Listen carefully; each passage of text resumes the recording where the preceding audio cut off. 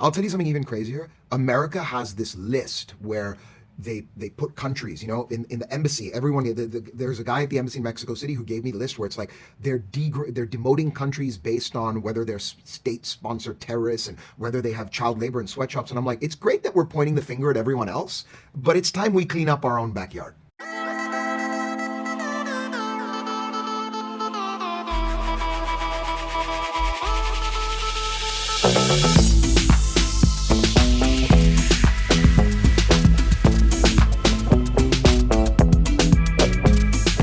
Hello, Adi, Renata, Mohit. Hi, how are you? Nice to meet you. Yes. Nice to meet you too. Thank you so much for your time. A pleasure to talk to you, course. and especially to talk about this movie that is very, very, very important. So I'm gonna start with you, Mohit. What was like the main inspiration for the script and to make this movie?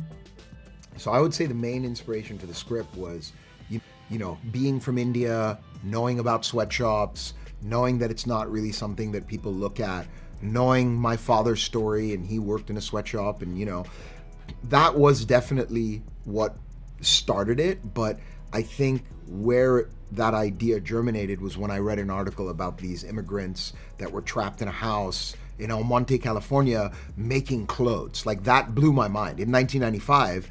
And that was in 1995. And then I learned, wait a second, it's gotten worse. And I became friends with this guy, Ruben Rosales, who's the head of the labor department for the West Coast. And he said to me, I'm seeing cases every day and the mainstream media isn't reporting on it. And the timing worked out that during the making of this film, the New York Times did a big expose last year on, migrant child labor being exploited in the supply chains of these American corporations. And so, yeah, I really didn't think it would be out in the media the way it was. So I'm really glad that is worked out and people are seeing it. But that was the inspiration was, how can this be happening in America? Like, that's what, motivated me.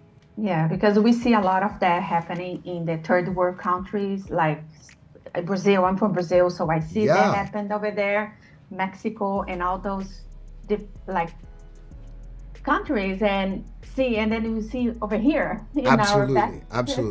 And what's even, backyard. I'll tell you something even crazier. America has this list where they put countries, in the embassy. Everyone, there's a guy at the embassy in Mexico City who gave me the list where it's like they're demoting countries based on whether they're state-sponsored terrorists and whether they have child labor in sweatshops. And I'm like, it's great that we're pointing the finger at everyone else, but it's time we clean up our own backyard.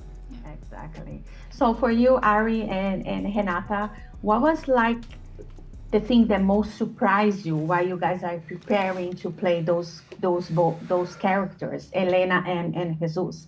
Can I start with you, Ari? What was the most surprising thing? I think knowing the reality of this issue, like, I think we are all like, we'll know about it, but just like in a really small amount. I mean, I think we all heard about human trafficking and child slavery, but we don't really know that there is like 40 million people in slavery now, and 12 million of those are children, So that was one of the most surprising things of making this film. Like, that was like one of the biggest inspirations for me to play this role. Like, I mean, at first, when I did like the self-tape and the audition, I wasn't really aware. But when we were shooting, I became much more aware, and that was shocking. Like, they took care of me. They didn't want it to traumatize me.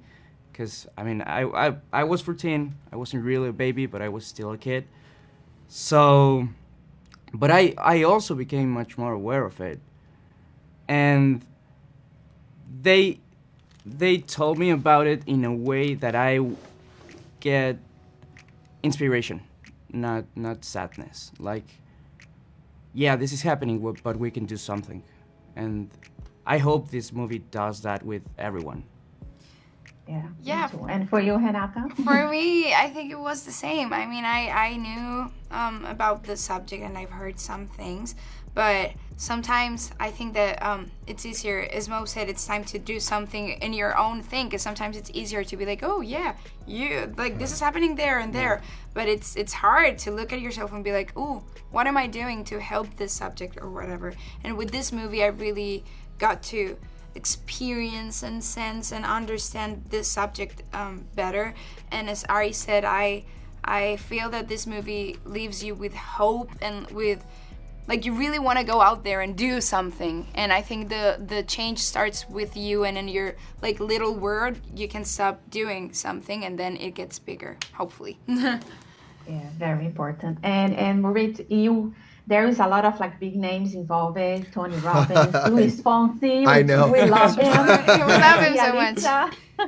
How was like for you, like to be like, this is your director debut as well? Congratulations. Thank And you. how is it for you to be like in this project with these amazing people surround you? I'm overwhelmed. And to be honest with you, like, there has been moments in the last week, like, you know, Martin Sheen just sent a video, like, to promote the movie, and Mira Sorvino just joined as an executive producer. Sylvester Stallone sent a video. I mean, Rocky's the reason I'm here. And when his video came in last Saturday, I stopped the car. I was outside Whole Foods and I just started crying. Like, I mean, it's just, I don't know what to say. Like, it's amazing. I feel totally blessed. I feel, you know, my mom passed away 6 years ago, and I used her life insurance money to finance the movie. And the truth is that I felt so alone because I don't have a mother and a father or a wife or any children or anything. And so I remember I had this dream one night. My mom said, hey, I'm sending you help. And the next day I met Luis Mandoki, and he was the first that joined it. And then he brought Yalitza, and I feel like my mother's spirit has guided this process and brought all these angels to support me. Absolutely. I just got goosebumps here. I know my mothers are very important. My mom passed away 8 years ago as well. And I know how important sometimes they are so close to us, and they are guiding us for someplace else. Also, what was like, Renata, the biggest challenge for your character? Oh, the biggest challenge, I think, well, first, this was my first movie in English. So, I mean, I love languages and everything, but of course I was scared, like, oh, am I going to be able to understand everything? Am I ready? And Mo was super, like, nice to me, and he always would, like, talk to me and be, like, super patient and everything. And also, I think there's a monologue in there. I don't want to spoil anything, but, like, there's a monologue that was, like, very, like, I was kind of scared, but I was also, like, I really wanted to do it because it's a very, very beautiful monologue. And so I think that was part of the hard things for me to do in this movie. Yeah, you're also on the music video with Luis Fonsi, yes, right? So amazing, so beautiful playing the guitar. Yeah, I love music too, and I really had so much fun. And Luis Fonsi, he's so talented, and his voice is amazing. And the song, I think everything turned out very, very beautiful. That's amazing. And for you, Ari, like you're so grown up, and but you're still young. And then how is it for you to be part of this movie as well? I mean, it's an honor to be part of this film. It's an honor to be part of a film that it's not only a film to entertain. It's not only a good film. It's a film that makes you think and question a lot of things. And I think like the biggest challenge for me was the opposite of Renata. For me, it was not talking at all. Exactly. Yeah, because words help. Like, as an actor, words help to express what you want to express. So we worked a lot. I worked a lot with Mo. We wrote a monologue.